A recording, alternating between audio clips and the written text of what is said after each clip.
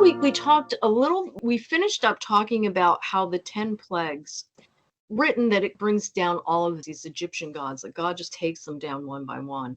And then we talked about a process called decreation, right? So the plagues each take down a god that was prominent, especially in Egyptian culture. But then the process, if we look at the whole process, I talked a little bit about this process of decreation. And decreation was important, right? Because the Egyptians really believed in order. That was one of the most important things in Egyptian culture, right? And they believed that there was a goddess who took care of that order. This order was destroyed. It just meant that this goddess had left the building and that Pharaoh was just incompetent to do anything because Pharaoh was believed to be an extension of this goddess and was responsible for keeping order in the government and with the religious establishment also. And so when God begins to reverse creation, right, where all of this, in the beginning of Genesis, you probably know from Genesis 1, God takes this chaos and creates order out of chaos. A lot of scholars will argue that God creates out of nothingness. That's not really what the Hebrew Bible tells us, right? The Hebrew Bible tells us that when God begins the process of creation, when God decides that he's going to step into human history, there's just this bohu, right? Which is just this empty void of chaos, right? A separation from God. And God begins to take this watery existence, doesn't know God, and it begins to shape order out of it and create the firmaments, the life just begins to develop and create, not out of nothingness, but out of chaos. And so what we see in the plagues is a reversal of that order that was so honored by the Egyptian culture, that now God has taken order and there's a decreational process where order now becomes chaos. And then God restores that order again when he brings the Israelites into this watery tomb, right? The Reed Sea. And then to the other side, right? New life begins. And we see that that's a really important theme in the not only in Genesis, but the entire Bible, right? Life is brought from death. Where there's death, God is able to create life. And you can probably think of any story in the Bible and be able to apply that this omnipotent God is able to create order and life where chaos and death seem to abound. So that was the process of decreation. But then we also talked a little bit about Genesis. We asked the question, what is the first book of the Bible, right? And everybody wants to say, well, it's Genesis, but it's really not, right? The first book of the Bible is actually the Torah. The Torah is one unit, and we see it in 5 scrolls today. There's many views as to why that is. We don't know. In the end, we really don't know why it's been divided into 5 scrolls, but we do know for a fact that the Torah was meant to be read as one, right? So those 5 books of the Torah, Genesis, Exodus, Leviticus, Numbers, and Deuteronomy, one unit. And we know this for a fact because whenever you see the law referred to in the New Testament, or when anybody is referring back to the Torah, they don't ever say Genesis says this. They don't ever say Leviticus says this. They don't say Numbers or Deuteronomy. They refer to it as the law or Torah or Moses's law. So we know that these 5 books were meant to be one unit. And as one unit, right, there are 5 subdivided units that each have their own message, but there's one overarching theme, right? Again, that message of life from death. And that is the theme of the entire Torah. So this is a great quote, right? The first question is, what sort of literature is Torah then, right? And getting this right can draw you in like the smell of freshly baked bread, or it can put you off like the smell of burnt toast, right? We have to know how to read Torah to be able to appreciate what it's about and what it's leading us to. You to find the common denominator with these books. Answer, they're all the first book in the series, right? And so this is a great quote to start when we talk about what the function of Genesis is, right? The first book in a series is the first step on a journey. It's full of promise and anticipation for what lies ahead. And that's an awesome way to describe Genesis, because sometimes we look at the books in the Bible as isolated books, right? We know there's these 66 books, but sometimes it's really hard to find, because I never get the logic starting at different books. There must be a method to that madness, because Some people do it. But to me, it really makes no sense because Genesis is so chock full of information that it's really hard. I would say impossible to understand the entire Bible without really knowing Genesis.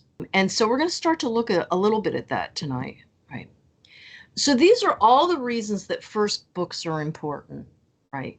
They lay the foundation for the entire narrative, right? You find key character, right? You learn about those people.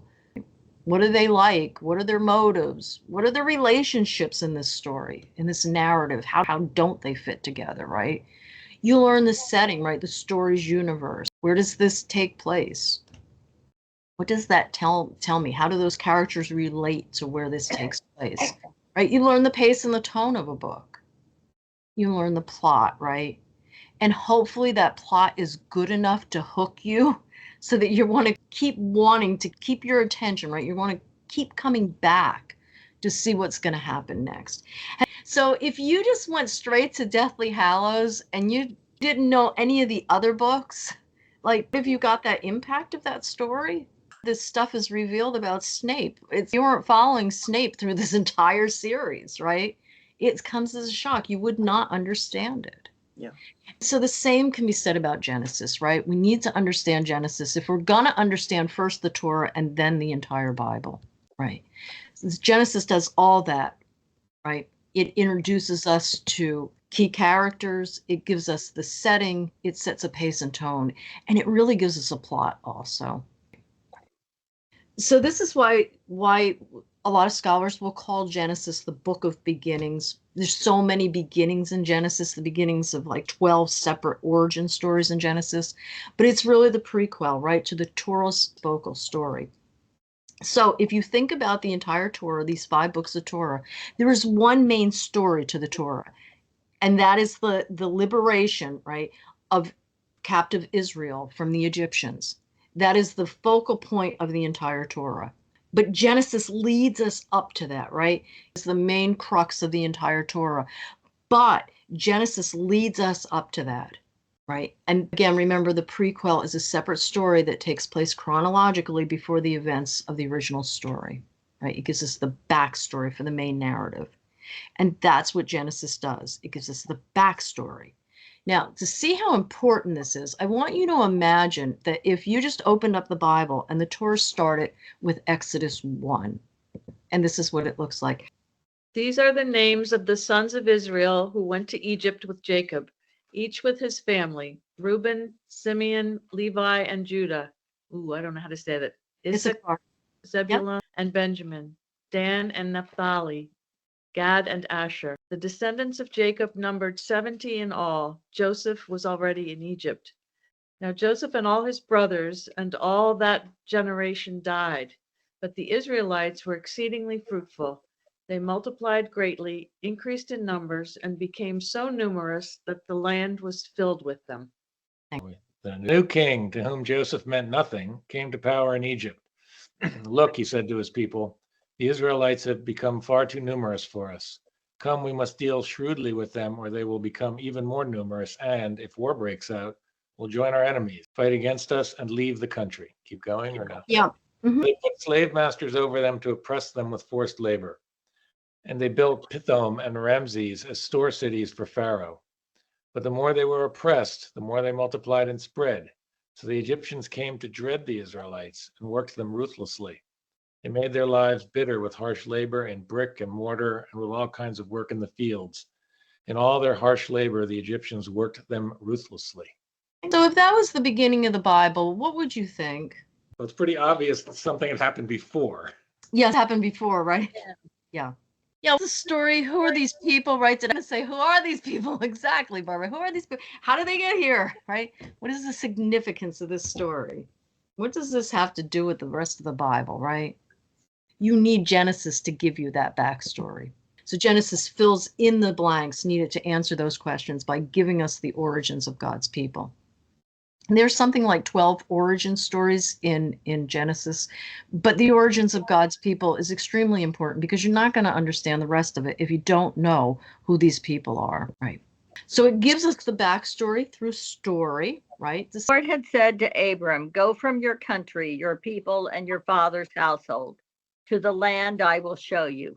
I will make you into a great nation, and I will bless you.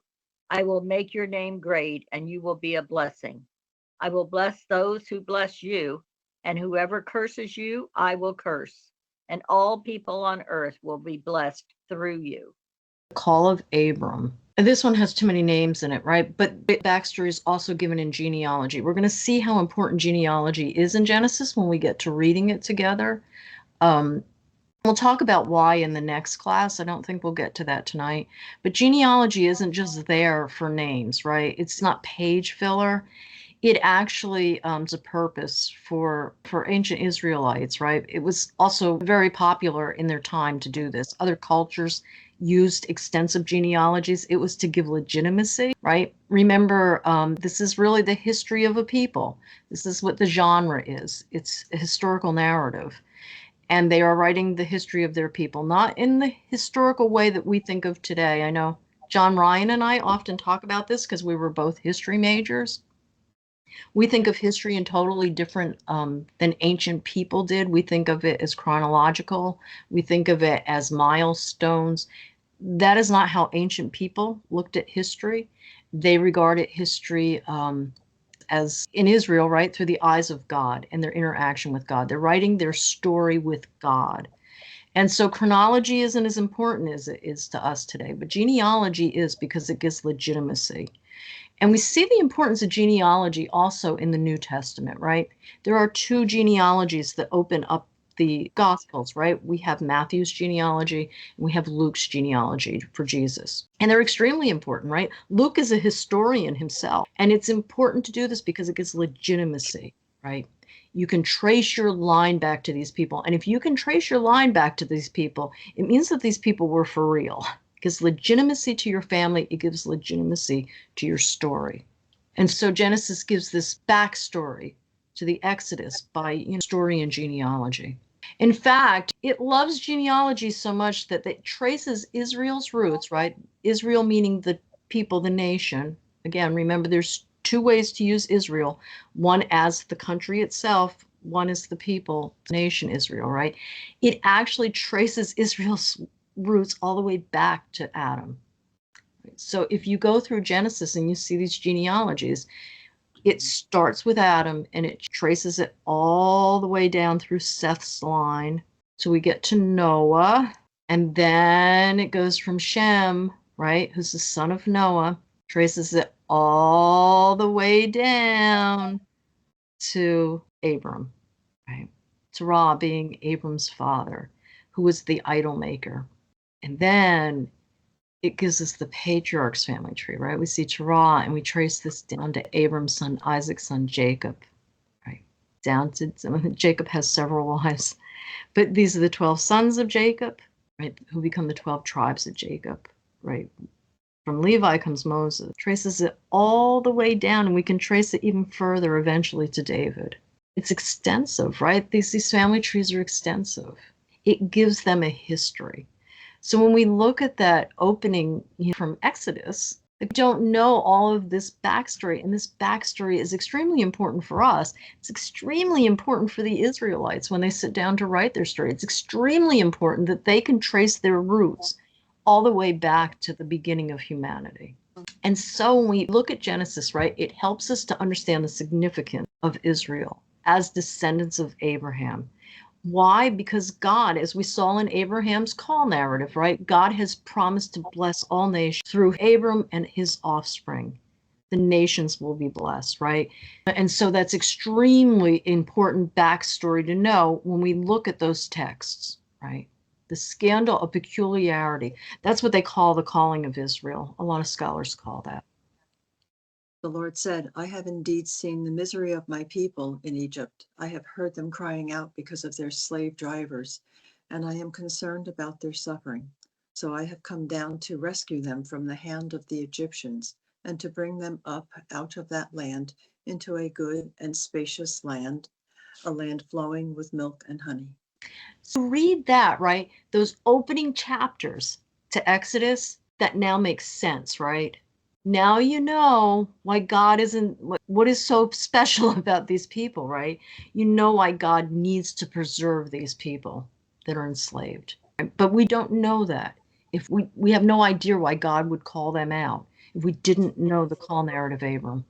And so when we know this, right, we can begin to see this whole purpose and plan of God unfolding before us, right? And it's going to lay the foundation for Genesis, for the Torah, but it also lays the foundation for the entire Bible, right? And how do we know this, right? Because the Bible basically tells us that. Okay, so this is the closing chapter of Genesis, right? In the closing chapter of Genesis, Joseph is about to die. He has gotten his fathers and his brothers back into Egypt, right? They have come because there's a famine in Israel. And so when the brothers reunite with Joseph and they reveals his identity, he has them bring the whole family back. So Jacob is still alive at that time. He comes back to Egypt. Pharaoh settles his family, right? They have good land. Pharaoh takes care of them.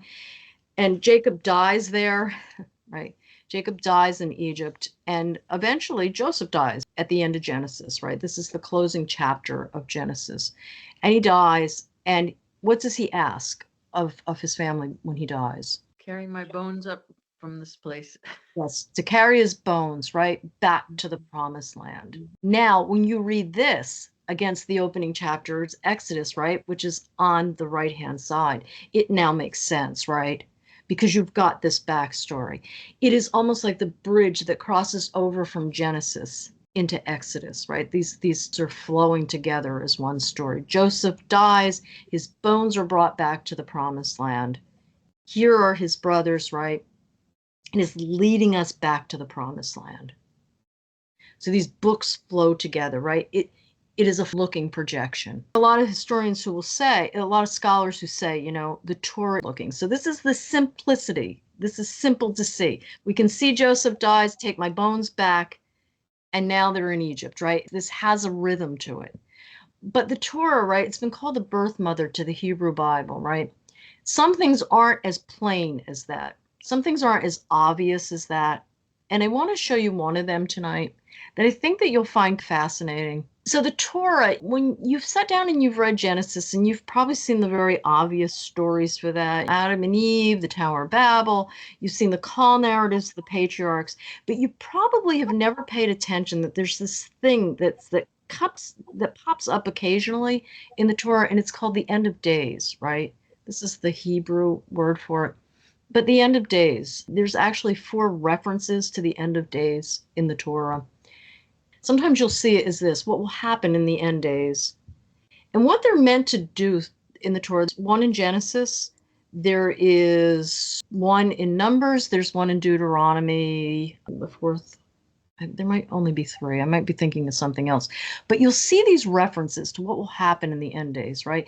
And they're meant to take our attention to the end of history, right? When all the Torah's promises are going to be fulfilled, right? There's promises made in the Torah, but they're not all fulfilled in the Torah. In fact, they're not even all fulfilled in the Hebrew Bible. They're not really even all fulfilled until the coming of Christ, right? But when you see these words, they tip us off, right? To look forward. Remember, the Torah is forward looking. It's not meant just to be history, right? That we're just looking at this event, but it's to direct our attention to the end of history when God is going to fulfill all of these promises, right? And those promises specifically center on the coming of an end time king. And I want to show you one of the examples in Genesis, right? The first use of this is found in Genesis 49, right? And it says Jacob is dying. And as Jacob is dying, Jacob's got these 12 sons, and as he's dying, he calls them all together to gather around him. And notice what he says. So I can tell you what will happen to you in days to come. End times. Some of these things that he tells them, right? He gathers them each, talks about what's going to happen to them based on how they behaved. He gives them a blessing or otherwise, right? According to their character and their behavior. And some of those things will be fulfilled quite quickly, but there's others that aren't fulfilled, that have to wait for the fulfillment, the end times. He's telling his son, let me tell you what's going to happen to you in the end of days, right? And then we look at what he tells his son Judah. The scepter will not depart from Judah, nor the ruler's staff from between his feet, descendants, until he to whom it belongs shall come, and the obedience of the nations shall be his. And he tells Judah this right after he says this to him. Brothers will praise you. Your hand will be on the neck of your enemies, and your father's sons will bow down to you. So this is certainly an allusion to Joseph. When Joseph has the dream about binding sheaves and they all bow down to him. Do you guys remember that story? Joseph is the dreamer and he has really big dreams, but in all of his dreams, his family is beholden to him to the point where it really even aggravates Jacob, right? This is what gets him thrown in a pit and sold to slavery because his brothers just think he's way too cocky and they're never going to bow down to him. But this is a reference to that. Notice, right? Your father's sons will bow down to you. This is what Jacob is now telling Judah in reference, in allusion to Joseph. Right? In other words, all that authority that Joseph gets when he goes into Egypt, right, and works for Pharaoh, will eventually become reflected in a king who will arise from the tribe of Judah. And instead of just ruling over a people like Joseph did, this king will rule over the nations of the world. Rule over the nations of the world. Sound familiar? Guesses who that might be? The Messiah, right? So that's my slides for tonight. John, so that is the Messiah, right? So when we talk about Torah, let me just get out of this. When we talk about Torah looking forward, right? Torah is, when we talk about Genesis and Torah being looking forward, we're not just talking about Genesis just foreshadowing what's going to happen in the Torah. It's foreshadowing what's going to happen in the entire Bible, right? We can see spots of prophecy in Genesis already. And it comes as early as Genesis 3. If you've read ahead and you've read the second story of the creation of humans, right? And God says there's always going to be this difficulty between the offspring of Eve and the serpent, right? And that the serpent will always be biting at your descendants' heels, but eventually somebody's going to come and crush the head of that serpent. Right? It's the beginning of messianic prophecy.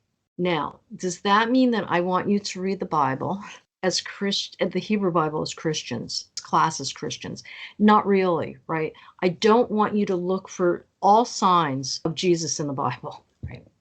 I want you to read Genesis as Jesus read Genesis. A huge difference. I want you to read it through very Hebrew eyes, but being able to pick up on what it's projecting. Or not just the Torah, but the entire Old Testament, but the entire New Testament.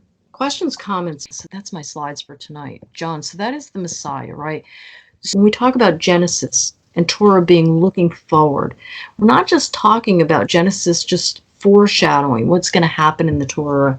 It's foreshadowing what's going to happen in the entire Bible, right? We can see spots of prophecy in Genesis already. And it comes as early as Genesis 3. If you've read ahead and you've read the second story of the creation of humans, right? And God says there's always going to be this difficulty between the offspring of Eve and the serpent, right? And that the serpent will always be biting at your descendants' heels, but eventually somebody's going to come and crush the head of that serpent. Right? It's the beginning of messianic prophecy. Now, does that mean that I want you to read the Bible as the Hebrew Bible as Christians, class as Christians? Not really, right? I don't want you to look for all signs of Jesus in the Bible, right? I want you to read Genesis as Jesus read Genesis. A huge difference. I want you to read it through very Hebrew eyes, but being able to pick up on what it's projecting. Or not just the Torah, but the entire Old Testament, right? All oral traditions. When these stories are started, there is no Hebrew alphabet to put these stories down. They're oral traditions. But as the Israelites begin to, the cultures around them, and begin to develop their own alphabet, and they're able to put these stories down, right? There's different people writing at different times.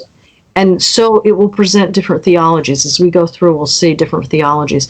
But before we get into that, the next time we meet, I want to talk to you about the author that can identify in Genesis, so that you get a little bit of a better grip on this, because you've probably noticed, if you've read anything in Genesis so far, that there's two stories of the creation of humans, right? There's the creation story in Genesis 1. There's the creation story in Genesis 2. 3, I'm not sure. I forget the number tonight. But you'll notice, right, there's in the Bible, there's 3 creation stories altogether. There's a psalm that's also a creation story. Why is that? Like, why do we have 2 creation stories, right? And why do they seem seemingly different? So we will, things that we'll talk about to compare the 2 different authors that wrote that, right? They were written at 2 different times by 2 different people. But how do we reconcile that? And there is a way to reconcile it.